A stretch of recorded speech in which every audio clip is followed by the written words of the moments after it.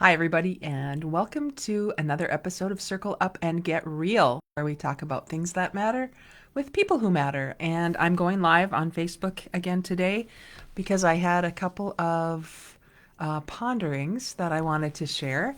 And if you are watching live and you'd like to come on into the conversation, please feel free to do that in the chat.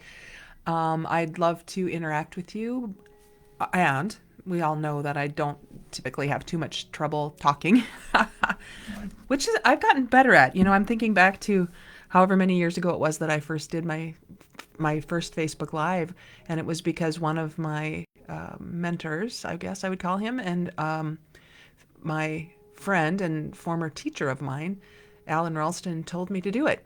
He said, "I think you need to go live," and I didn't want to at the time, but I'm finding that I really like the opportunity to work out things because I'm a verbal processor, and I also then listen to what comes out of my mouth sometimes because I don't really do a lot of prep except to have a topic. And then I just see what happens. And that's what's been really fun about doing these Facebook Lives, but also in our Enlightened Leadership Lab on Mondays. We have themes each Monday, and we all agree that we are suspending previous assumptions during the hour we're together so that we can learn from each other and so that we invite the best of all of us to come out in whatever each of us says. And yesterday in our lab, we are working on a series based on my new book, Just Give a Shit.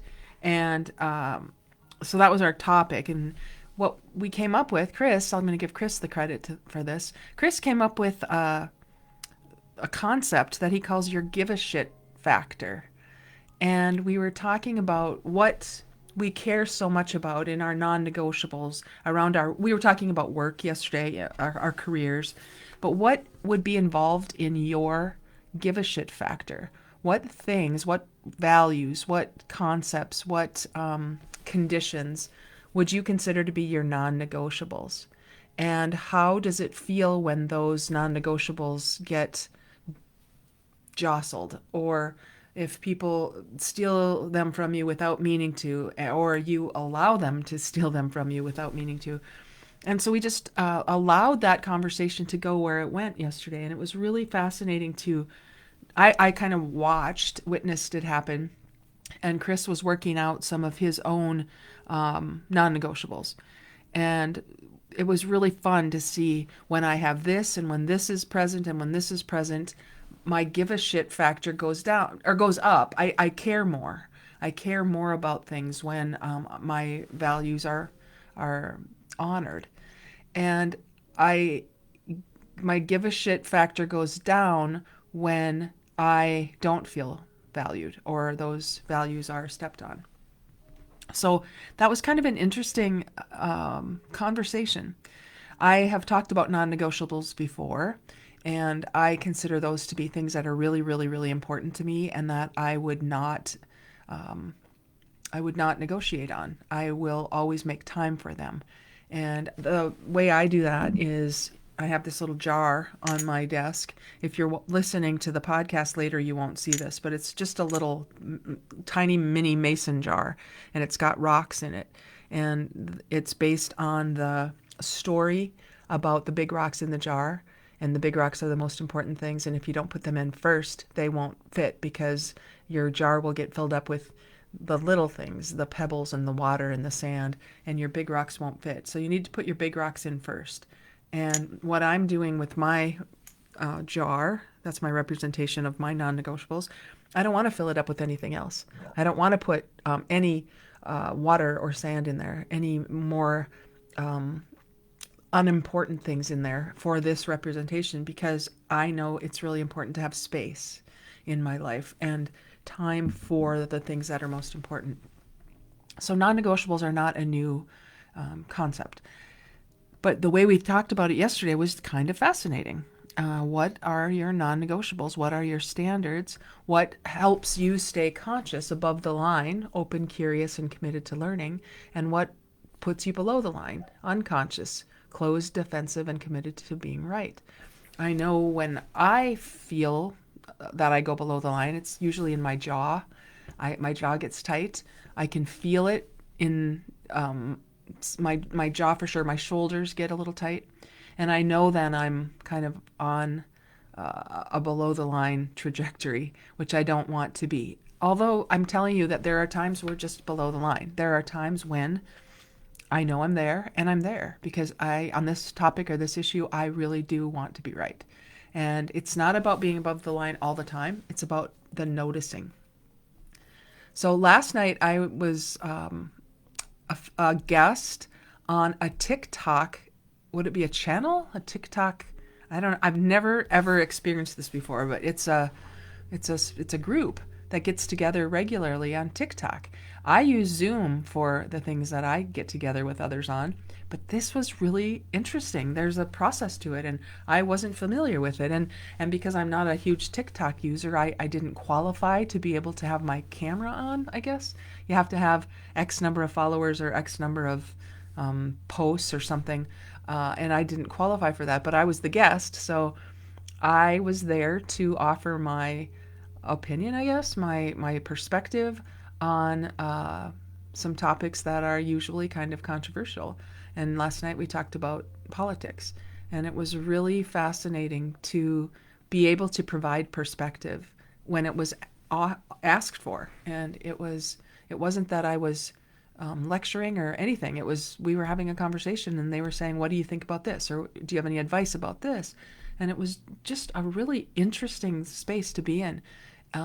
This group meets regularly, and they get to know each other really well. And feeling supported is so important, especially in the times we find ourselves now, where there's a lot of fear of the unknown and what's coming and what will happen and what won't happen. And it's easy to get caught up in the what ifs and the negative spiral. I hope, stay in the space of, well, I call it the gap between now and whenever things are supposed to happen. I don't know what good it does for any of us to go down any kind of negative trail. What if this happens? And then what if that happens? And then what if that happens? Because it affects us right now. The future that we live into is created in the present by the way I think today. So if I can just make a point of staying present, I said last night, be where your feet are, which is one of the things that I've learned from Caitlin Clark and her college coach at Iowa, Lisa Bluter. It's also one of the stories that I share in my book. The book is Just Give a Shit, Dare to Care, Get Real, and Transform Your World. So as we were talking about that, both last night and yesterday in the lab, it was really interesting to see how much of a dialogue this can create, a wonder and a ponder, when we start thinking for ourselves, what is it that I really care about? What is it that has me, feel it in my jaw if I feel that I'm going below the line because I'm really committed to being right over being learning focused. So I just wanted to share a really quick, I don't know if the book, I guess. I just wanted to share the book again. Just Give a Shit, Dare to Care, Get Real, and Transform Your World. You can get it on Amazon, or if you live near Fargo, I have them here too. And there are lots of stories in it. But along with that, there's also a card deck that you can get separately. And the card deck, I don't know if you're familiar with card decks, but there are a lot of card decks out there that will allow you to pull a card and concentrate on whatever the card says for a certain amount of time. You can people pull cards all the time. They pull tarot cards, they pull all kinds of cards. So I created cards. Thank you, Brenda, for the suggestion. And there are 52 cards, one for each week. And there are also 13 cards in 4 different suits, just like a deck of cards. And the 4 suits, I guess you could call them suits, relate to the 4 sections of the book. REAL, radical, energized, authentic, and learning focused. And if you're a regular listener of this podcast, you know that that's what this podcast is all about, Get Real. And so I just thought it would be kind of fun to pull a card and tell you that there's a little instruction guide here that will give you ideas or ways to use the cards. They're prompts, really, for thinking or journaling or conversation. And they ask us to take action, not just think things are a good idea, but to actually take action on them. So if you want more information about the cards, I have those as well. They're sold separately and they're not sold on Amazon yet because I haven't quite figured out all the logistics yet. The book is available. The audio is coming. I'm putting that out there right now. I did talk to somebody who has a studio and is going to help me edit the audio, which I will be recording. So that hopefully that'll be coming soon. And then there is also a Kindle version. So let's just see how this goes. Let's pull a card. Remember, I said there were 4 suits. And if you're watching on Facebook live or later, you'll see that they are black, red, orange, and yellow. And the orange, I'll go black is radical, red is energized, orange is authentic, and yellow is learning focused. So I'll just pull one and give you an example of what they say. And I'm not going to look, I'm just going to pull one. It is from the energized section. And it says, see every setback as a setup for a comeback. And then the assignment is reflect on a recent setback. Write down 3 things you learned from it and 1 action you can take to move forward.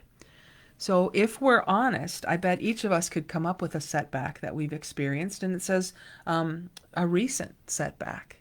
And so what was it? Did you not get a promotion? Did you fail at a project at work? I mean, what was a setback that you experienced recently? Reflect on that. Write down 3 things you learned from it and 1 action you can take to move forward. Some people, well, they wouldn't buy a deck of cards if they didn't want to do something with them. But knowing something and doing something about it are 2 different things. So this is going to really ask you to do something. Reflect, write, journal, go, do something somewhere so that it's not just lost in your head. I'm going to pull another one just to see if I can give you another example. So I'll just pull one from, let's draw a yellow one, learning focused. So yellow is learning focused. And this one says, see possibilities, not just probabilities. Imagine more. The assignment is envision the best case scenario for a goal you have. Write down the first step you'll take to make it a reality. So you notice that it's having you think forward on things. It's having you notice what you notice about yourself. And so these cards are really good for a lot of reasons and things I probably haven't even thought of yet. I talked to a couple people who said, ooh, this would be really good for my coaching clients, or this would be really good for my team. Maybe there are 52 cards, so maybe there's a theme for the week for your team at work. It gives you here some weekly engagement practices.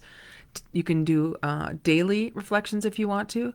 Place the card somewhere visible so you see it each morning. Begin each day by reading the card aloud and reflecting on how its message could guide your actions and decisions. Use the card's statement as a prompt for journaling. Write a few lines each morning or evening about how the concept showed up in your day or what actions you took to engage with it. This is going to ask you to do something so that things are different, so that things change. And if we haven't changed, we haven't learned. And I know people who don't like change. They'll tell me I don't like change. And that is an indication that that person might not really be learning focused. So there's nothing wrong.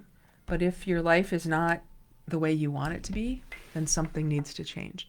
And you can do that. You have the ability to do something about that. Will you do it? That's a different question. Willingness and ability are 2 different things. So just wanted to pop in. You can go to Amazon and get the book. You could go to jodybach.com and click on the link that says Jody's Books, or it's a tab on the menu bar, Jody's Books, and you can find the link there as well. I would love to have a conversation about the book. I'd love to find out what you thought about it and get your feedback. And would also like to know if you take action, what are the results you're experiencing? So hope to see you again. And as always, just go get real. Go get real this week. Talk to you again. Bye.